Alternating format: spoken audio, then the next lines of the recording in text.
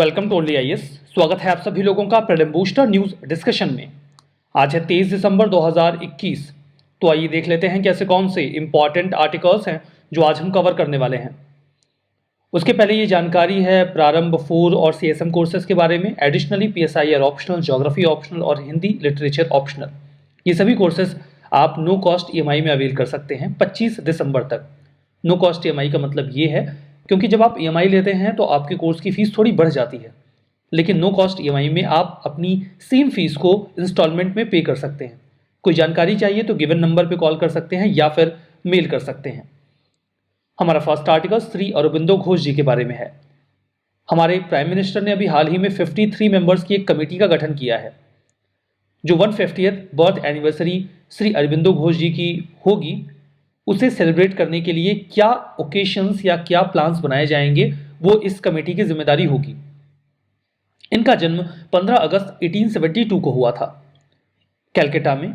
इस लिहाज से 15 अगस्त 2022 को इनके जन्म के 150 साल पूरे हो जाएंगे। उसे ही सेलिब्रेट करने की प्लानिंग चल रही है। अरबिंदो घोष जी एक वर्सटाइल ब्रिलियंस के व्यक्ति थे, मतलब कई सारे गुणों के धनी थे जिन्हें आप बहुमुखी प्रतिभा के धनी भी कहते हैं।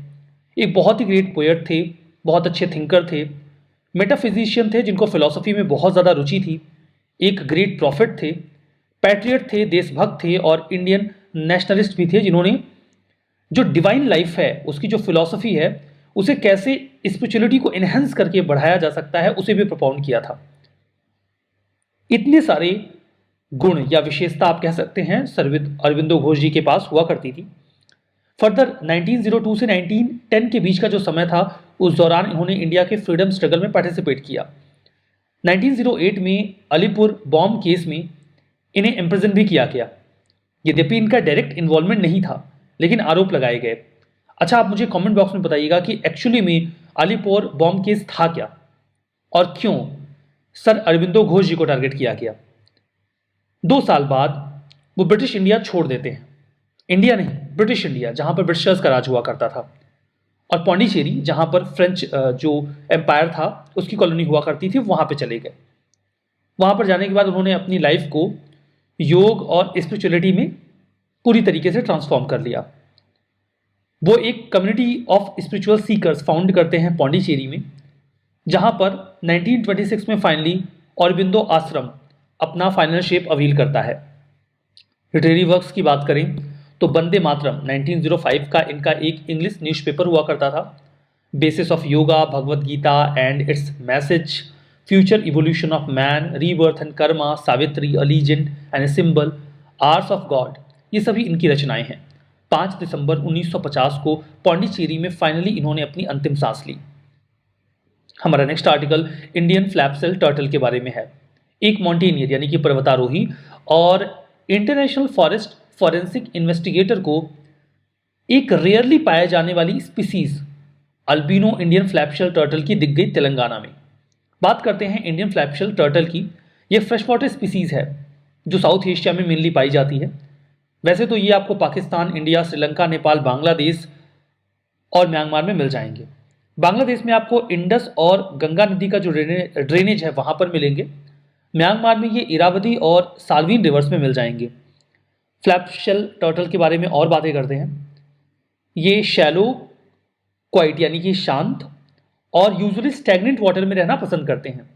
वैसे स्ट्रीम्स मतलब बहते हुए पानी में, मार्शेस में भी आपको मिल जाएंगे, पॉन्ड्स, लेक्स, इरिगेशन कनाल और टैंक्स में भी मिल जाएंगे।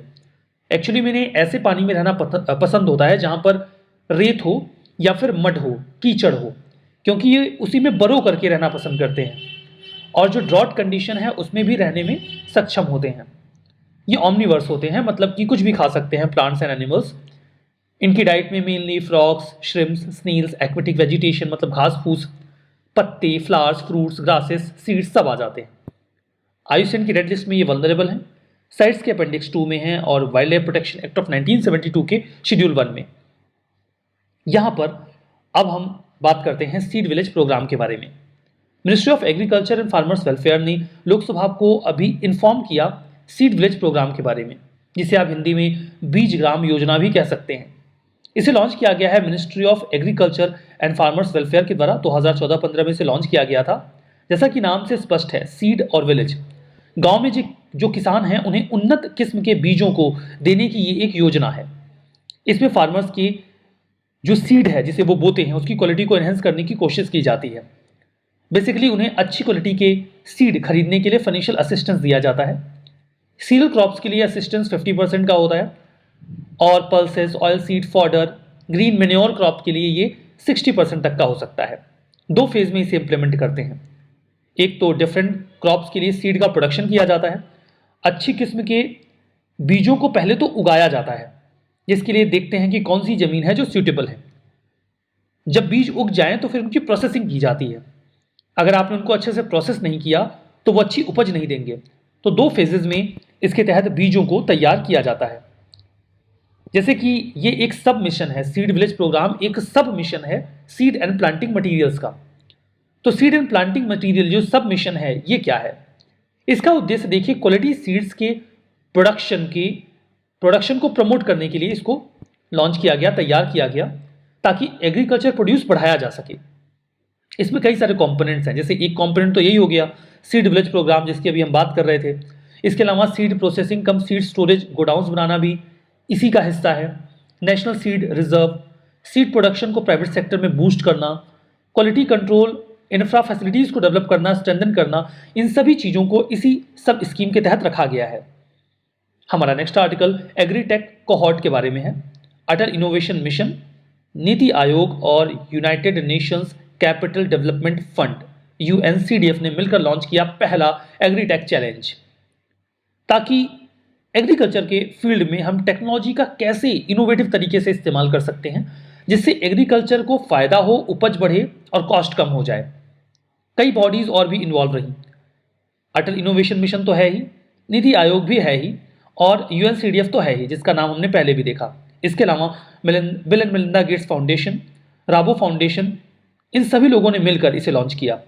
उद्देश्य यही है कि अलग अलग देशों के बीच में एग्रीकल्चर के फील्ड में जो इनोवेशन, इंसाइट और इन्वेस्टमेंट है उसे कोऑपरेशन में लेकर आना। फर्दर क्रॉस बॉर्डर कोलैबोरेशन हो सके कई सारे देशों के बीच में जो इमर्जिंग मार्केट हैं, जैसे कि India, Indonesia, Malawi, Malaysia, Kenya, Uganda और जाम्बिया। ये पहला ऐसा इनिशिएटिव है जो एग्रीटेक के फील्ड में है, जहां पर हम एग्रीकल्चर में टेक्नोलॉजी के इन्हेंसमेंट की बात कर रहे हैं। जो एग्रीटेक चैलेंज है इसमें हम सभी जो स्मॉल होल्डर फार्मर्स हैं, चाहे वो एशिया के हों, अफ्रीका के हों, उनके चैलेंजेस को एड्रेस करने की कोशिश करेंगे। कई सारे सिलेक्टेड एग्रीटेक या एग्री फिनटेक जो स्टार्टअप्स हैं उन्हें इनवाइट किया जाएगा। हम उनके प्लान्स को देखेंगे। फर्दर उनके इंटरनेशनल एक्सेस की प्लानिंग की जाएगी। उन्हें अच्छे मार्केट लिंकेजेस मिले, उन्हें अच्छे इन्वेस्टर्स मिले, मेंटोरशिप मिले, ताकि वो और बढ़िया कर पाएं।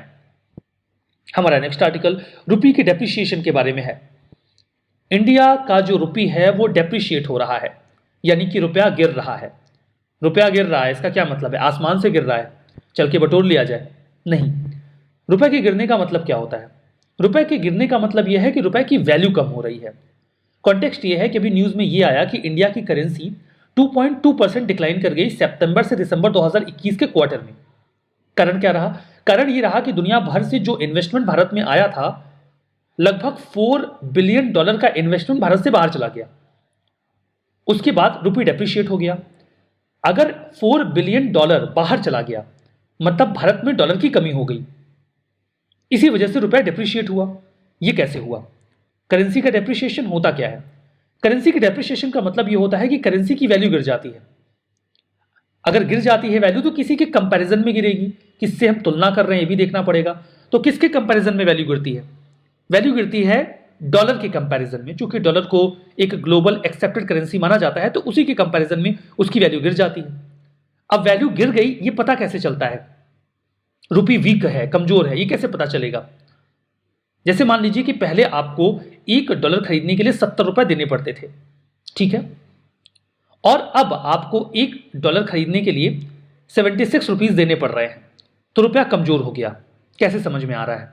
पहले आप $70 देकर $1 खरीद लेते थे, मतलब $70 वैल्यूएबल था, लेकिन अब उसी $70 की वैल्यू अचीव करने के लिए आपको $76 यानी कि 76 रुपीज देने पड़ेंगे। डॉलर तो एक ही मिलेगा लेकिन रुपया ज्यादा देने पड़ेंगे, मतलब रुपया कमजोर हो गया। रुपए की वो वैल्यू नहीं रह गई जो पहले थी। अब $1 के बदले में आपसे ज्यादा रुपए मांगे जा रहे हैं। ये हो गया रुपये का डेप्रिशिएट होना या वीक होना। ऐसा इसलिए होता है, अगर डॉलर की कमी हो गई तो इसकी डिमांड बढ़ जाएगी। डॉलर की डिमांड जैसे ही बढ़ेगी, लोग कम रुपए में डॉलर देना बंद कर देंगे। वो कहेंगे ज्यादा रुपए लेकर आइए, तब हम आपको डॉलर देंगे। सपोज करिए कि आपके पास $100 हैं और 100 लोग हैं जो आपसे डॉलर खरीदना चाहते हैं। तो आप कहेंगे जो भी मुझे $70 देगा $1 का, मैं दे दूंगा। लेकिन अचानक से आपके पास डॉलर कम हो गए। अब आपके पास केवल $80 हैं और खरीदने वाले लोग अभी भी 100 हैं। तो आप कहेंगे अब मैं $1 $70 में नहीं दूंगा, क्योंकि अब खरीदने वाले लोग ज्यादा हैं, डॉलर कम है। अब आप कहते हैं कि अब जो मुझे 76 रुपीज देगा उसे मैं डॉलर दूंगा। तो डॉलर की वैल्यू बढ़ गई और रुपए की वैल्यू गिर गई। ये डिमांड की वजह से है। इन दैट केस अगर हमें रुपये को वापस से अप्रिशिएट करना है तो दो रास्ते हो सकते हैं। या तो रुपए जो है मार्केट में उसे कम कर दिया जाए, रुपए की कमी हो जाएगी, डॉलर भी कम है, दोनों बराबर हो जाएंगे तो फिर एक बैलेंस बन जाएगा। या फिर आरबीआई मार्केट में और डॉलर डाल दे, जो कमी हुई है उसे पूरा कर दे, तो भी रेट स्टेबलाइज हो जाएंगे। खैर, डेप्रिशिएट होने के फायदे और नुकसान दोनों होंगे। कई सारे लोगों को इससे नुकसान होगा, जैसे इंपोर्ट नुकसान में जाएगा। अब जो हम इंपोर्ट करते हैं उसमें हमें ज़्यादा रुपए देने होंगे। जो लोग फॉरेन एजुकेशन ले रहे हैं, अब्रॉड ट्रैवल करने जा रहे हैं, दूसरे देशों में इन्वेस्ट कर रहे हैं या मेडिकल ट्रीटमेंट लेना चाहते हैं दूसरे देशों में, उन्हें नुकसान होगा, क्योंकि उन्हें पेमेंट तो डॉलर में करनी है और अब वो जो रुपए देंगे उसके रेस्पेक्ट में उन्हें अब कम डॉलर मिलेंगे, तो नुकसान होगा। लेकिन कुछ लोगों को फायदा भी होगा, जैसे कि हम एक्सपोर्ट करना चाहते हैं तो हमें डॉलर में मिलेगा अमाउंट, इंडिया में लेकर आएंगे तो ज़्यादा रुपए मिल जाएंगे, तो फायदा हो जाएगा। रेमिटेंसेज भारत में आने के बाद बढ़ जाएंगे रुपये में। फर्दर कोई फॉरेन टूरिस्ट इंडिया में आके खर्च करेगा तो रुपये के रेस्पेक्ट में वो ज़्यादा मिलेगा, तो इन लोगों को फायदा भी होगा। तो हमारा एक्सपोर्ट इससे फायदे में जाएगा और इंपोर्ट को होगा नुकसान। आरबीआई दो तरीके से इंटरवीन कर सकती है, बाइंग या सेलिंग करके वो मार्केट में रेट को स्टेबलाइज कर सकती है। या तो वो डॉलर मार्केट में इन्फ्लक्स कर दें या फिर वो रुपये को कम कर दें। रुपये को कम करने के दो तरीके हो सकते हैं। वो रेपो रेट एडजस्ट कर सकते हैं। रेपो रेट वो रेट होता है जिस पर आरबीआई बैंक्स को लेंड करता है, उधार देता है।